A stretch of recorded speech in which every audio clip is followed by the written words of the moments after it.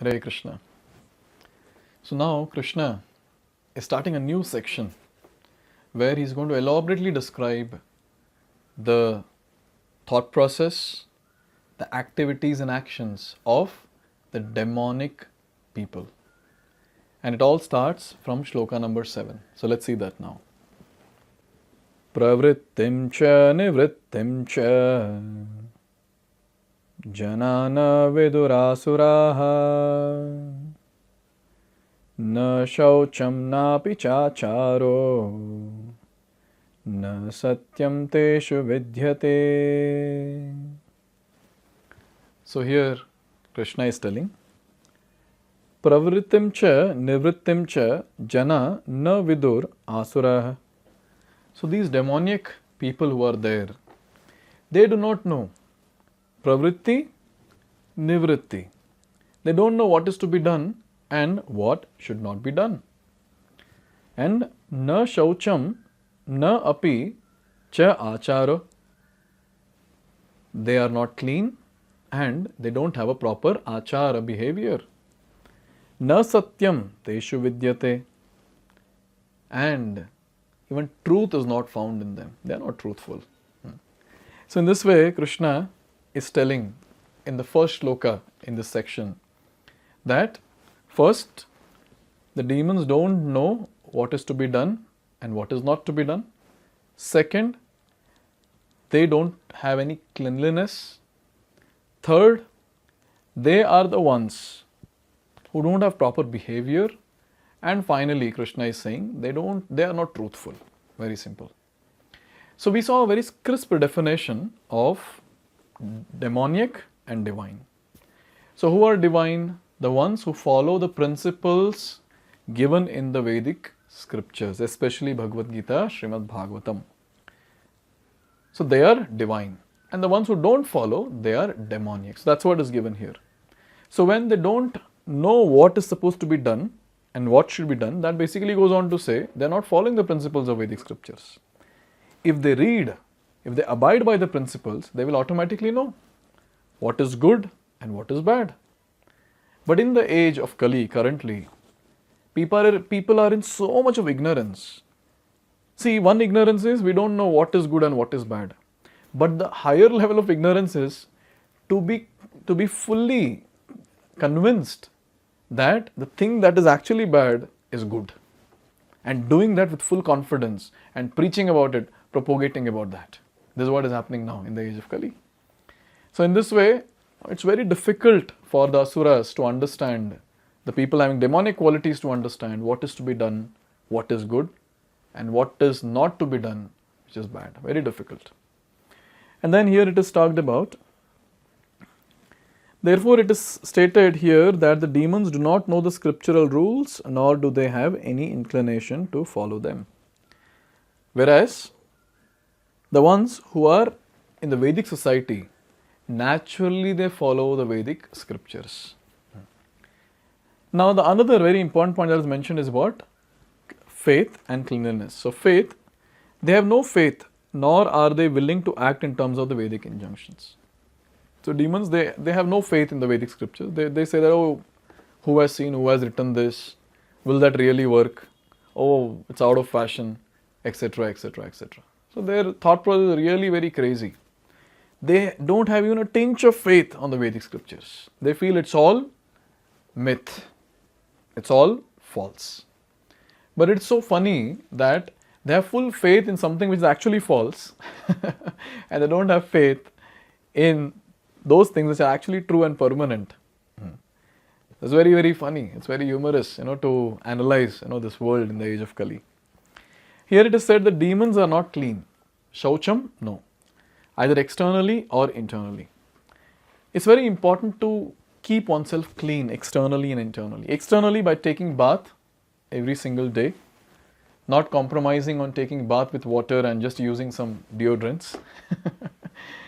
And cleansing one's teeth, wearing clean clothes, all these things we have learned in our childhood, in our school days.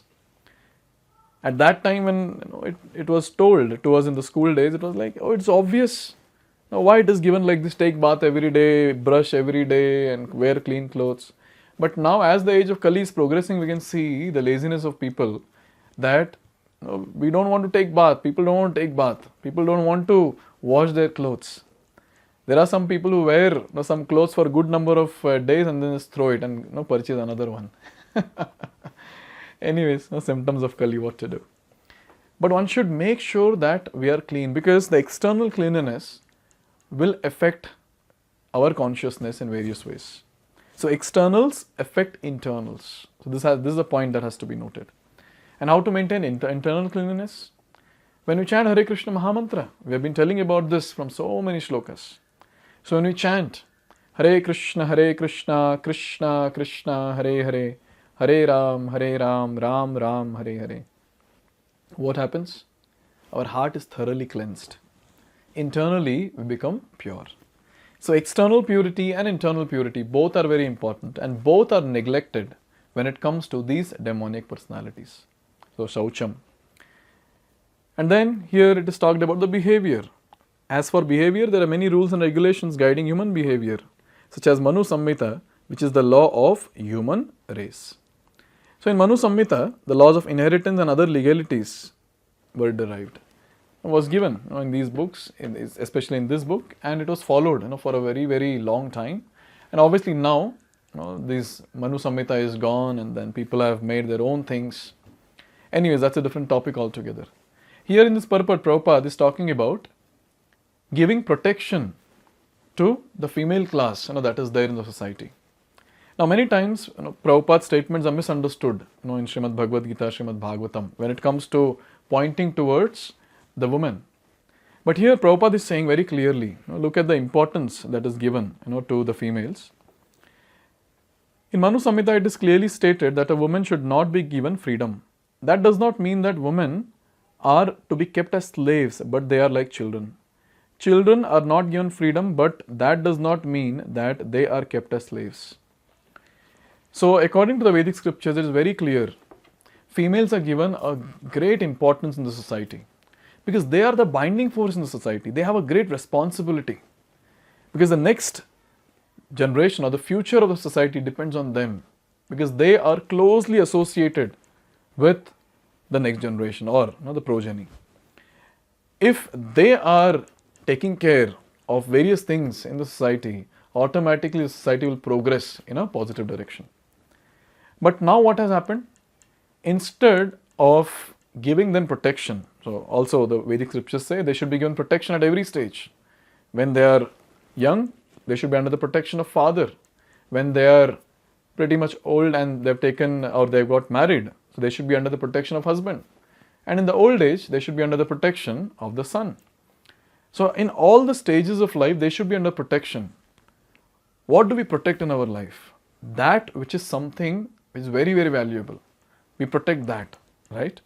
Similarly, the females were given so much of importance in the Vedic times that they were always kept protected, because they played a very, very important role in the society.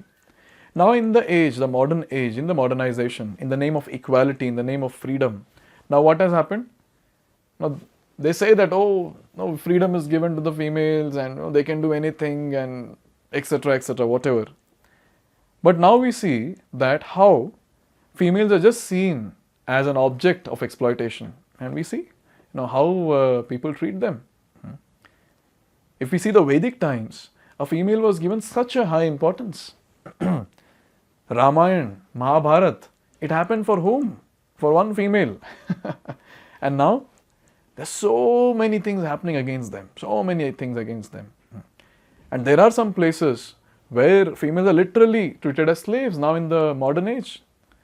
But still, the so-called demoniac people, they want to just talk about this, the freedom and the equality and all that, and take that opportunity to exploit. This is what is happening.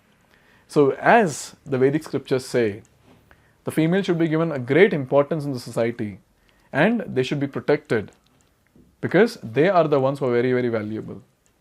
And it is proved in so many different pastimes in the Vedic scriptures. So this is one point which Prabhupada is highlighting here, and he's telling that they are not slaves. But they are like very, very innocent ones, so they should be given protection. So Manu Samhita is speaking about all this. So now here one thing is very clear when it comes to the demonic people, they always look forward for fulfilling their selfish desires. This point is very clear. They'll always see, how can I gratify my senses? Any sense for that matter. How can I gratify? How can I enjoy to the fullest? Even at the cost of exploiting others or killing others. They don't mind doing that. That's how the demonic personalities are.